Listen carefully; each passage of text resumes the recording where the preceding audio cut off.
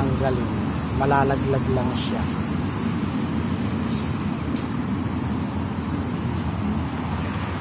Ayan o.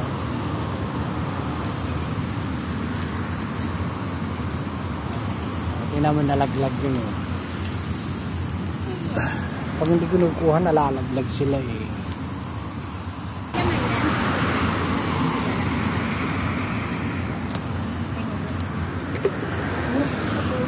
Nalaglag. Ang nalalaglag siya. Harvestin mo na kasi. Ha? Oo nga, 2 weeks na siya sa Wednesday nga. Mag 1 week pa lang. Aha, sige na, babos ba? Ang dami ko na sili. Bye.